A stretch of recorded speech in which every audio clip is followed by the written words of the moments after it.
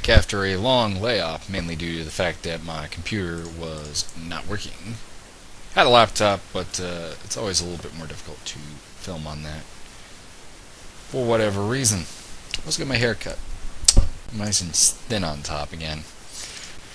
Anyways, going to abuse this new 15-minute policy of YouTube and give you a pretty good breakdown, hopefully, of the fight night coming up this Wednesday. I hope you appreciate it. Anyways, let's begin. Main event, just because I find I rush towards the end, and I want to get the main event well done. So, I'm going to start at the top and work my way down. So we got Marquart, Rousimar Palhares. Palhares coming off of, if memory serves, the victory over Thomas Derval. Marquart is coming off of his loss to Chael Sonnen. If I don't actually have the most recent fights, I apologize. Brain's getting bad at that. I don't know why. Anyways, you got Marquart, good wrestler, generally a good all-around fighter, good striker, good ground game, although we did see that perhaps there's a hole in his game when it comes to getting put on his back in the Chael Sonnen fight. Palhares, not really the guy, I think, to exploit that. When he runs up against a good wrestler, and the only one of really any comparative value to Marquart would be his fight against Dan Henderson, he can't seem to really take them down. Additionally, he's the type of guy that gets very un-Chael Sonnen, if you will, from the top, in that he will go for subs, he will put himself out of position. He doesn't have the greatest top control game, and to me, I think that's, if he gets Marquart down, I think Marquart can get his way out of trouble by using Palhares' aggressiveness against him. On the feet, I think it's Marquart all the way. He's got a reach advantage. He's got just a solid all-around advantage there. He's a better striker. I think he's got more power. Palhares is a beast on the ground, though, so there's always that chance. But I'm thinking Marquart. I'm thinking probably by decision, even though he's become a finisher lately. I think he still is. He's going to have to be very cautious with Palhares, because you do not want to end up on your back against Taquino. I think he stays on the feet, works the strikes, doesn't let this fight hit the ground, and if it does, I think he gets back up. I think he wins a decision in that fashion. Next, we have Efren Escudero versus Charles Oliveira. Charles Oliveira looked pretty impressive in his debut, but it was against Darren Elkins, so you have to take it a little bit with a grain of salt. I think Efren has shown that he's a pretty good grappler, even though he got submitted by Evan Dunham. He's got good striking. He's got very good wrestling skills. I think he can dictate where this fight goes, and I haven't really seen enough of Charles Oliveira's striking to know that if he wants to employ the sprawl and brawl tactics, I would probably go that way. I don't think Oliveira doesn't, I haven't seen him against a really good striker for a long period of time, so it's hard to gauge. It's one of those things where a guy can look good in the gym or whatever, but until you see him get tested, you're not quite sure. And, if I'm Efren, I'm coming out, I'm going to brawl and brawl him. Don't know what Oliveira is like in terms of a chin, really, so I'm going to say decision for Efren, although, to me, Oliveira is still a bit of an unknown quantity. Then we got Jim Miller versus Gleison Tebow. A lot of people seem to be favoring Tebow in this fight, which I don't really get.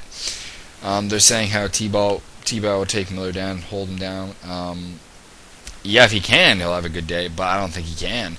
Every time Tebow's gone to get up against any remotely solid wrestler, Tyson Griffin, Joe Stevenson, etc., he hasn't been able to do much in the wrestling department. He's not a very strong wrestler. He's a strong wrestler for a BJJ guy, but against a primary wrestler, I think he's up the creek without a paddle a little bit. I think Jim Miller takes this probably by decision. Tebow's a pretty tough guy. He's gone in there with harder hitters than Jim Miller, and he is a very good grappler, so I don't see Miller submitting him. So I see Miller by decision. So I'm going with a decision card, it seems, a little bit, which is, it is what it is. Ross Pearson, Cole Miller. Harder fight to call. Miller has a considerable reach advantage, which generally is a bad thing for a striker. like Ross Pearson. I don't think Ross wants to take him down. Ross has got a pretty solid ground game, but that being said, he didn't really seem even terribly sold on the idea of taking down Dennis Seaver, who has a much less accomplished ground game than Cole Miller. Cole Miller has a very dangerous ground game. He's built to be dangerous off his back, and he generally is. So on the feet, Miller's striking is not that great. Personal opinion. I've seen it's more reach oriented. Ross has got the speed where I think he can move in and out of the pocket, connect when he needs to, and get out before Miller can launch any kind of real counterattack. Basically, he has all the tools, I think, to beat Cole Miller. And I see him doing that. I see it probably via UD. Cole Miller is a tough guy. Again, Ross Pearson hasn't shown the greatest of finishing power on the feet. So another unanimous decision. Eve Edwards, John Gunnarsson. I'm going with Eve Edwards by submission on this one.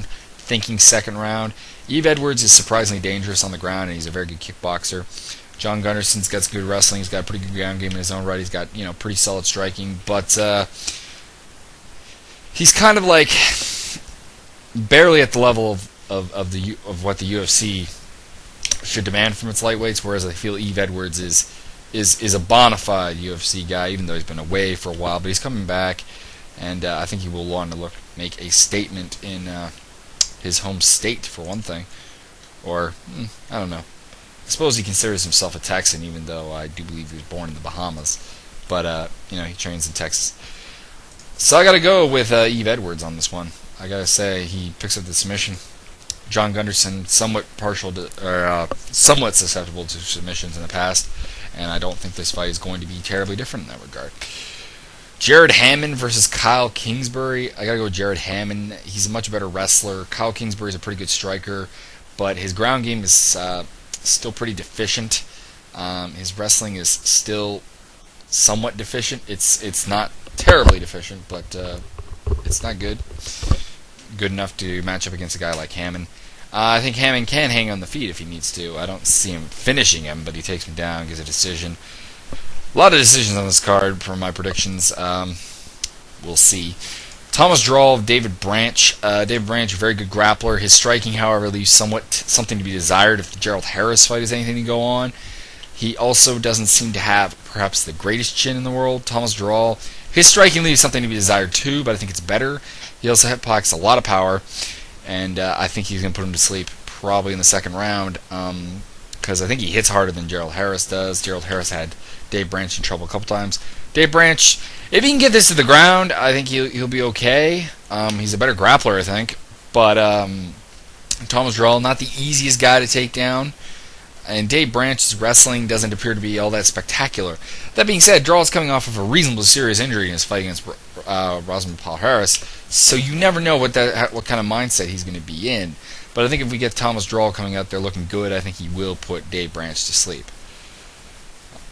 Rich Antonito versus first name is eluding me. I apologize. Rafael Natal. Haven't seen a lot of Natal. Seen enough to, I suppose, make a pick on this. I think Antonito can take him down, and whether a decision. Antonito's has a pretty solid grappling game, and particularly from a defensive standpoint.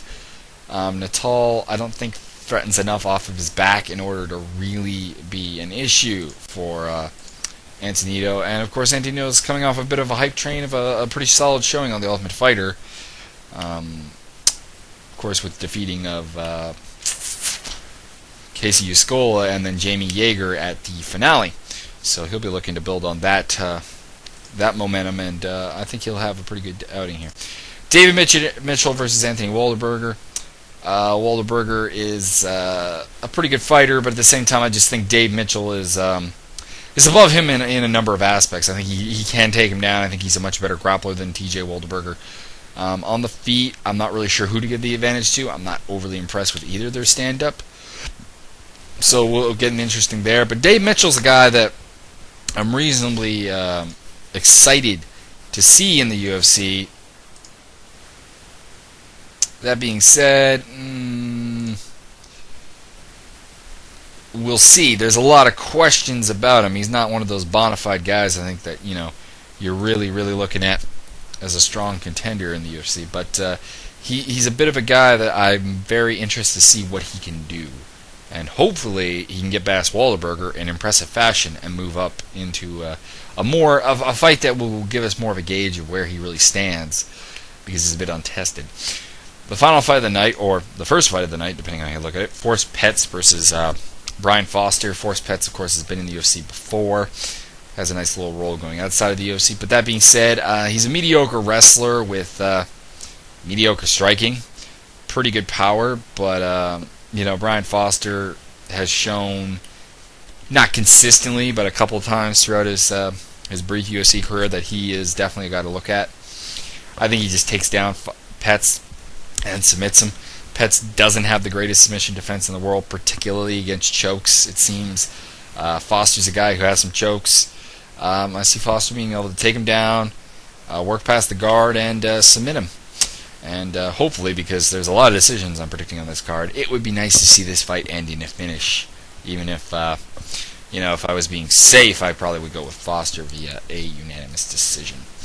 Anyways, that's the fight card. We also have the debut of The Ultimate Fighter coming up, which I have not really looked into enough to really make much of a comment on, which I do apologize for that. I should really kind of get into that a little bit more.